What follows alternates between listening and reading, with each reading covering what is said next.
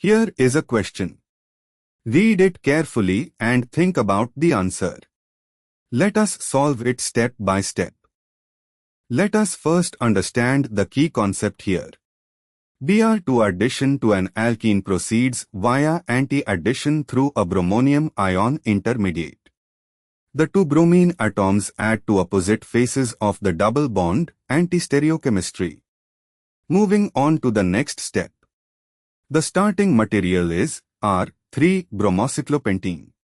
The double bond is between C3A and C4, or C1, C2 of the cyclopentene numbering shown, and the existing bromine is at C3, the allylic position, on a wedge bond, R configuration. Moving on to the next step. Br2 attacks the double bond from either the top face or the bottom face, forming a bromonium ion intermediate.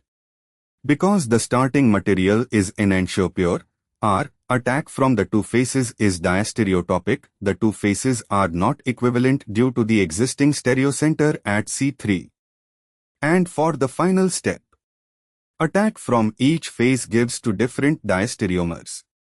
Attack of Br2 from the top face followed by backside attack of Br from the bottom gives one diastereomer. Attack of Br2 from the bottom face followed by backside attack of Br from the top gives the other diastereomer. These two products are Y and Z. Y is stated to be optically inactive, does not rotate plane polarized light. Optical inactivity in a compound that still has stereocenters means it is a mesocompound, internal plane of symmetry cancels chirality. A mesocompound would result when the configuration at the two newly formed stereocenters is such that the molecule has an internal mirror plane. Option C shows the cyclopentane ring with the original Br at C3 on a wedge, one new Br at C1 on a dashed wedge, going back, and one new Br at C2 on a bold wedge, coming forward. The anti-addition places the two new bromines on opposite faces. With the existing C3 Br on wedge, the combination of stereocenters in option C produces a meso relationship. The molecule has an internal plane of symmetry passing through C3 and the midpoint of C1, C2, making the two halves mirror images of each other.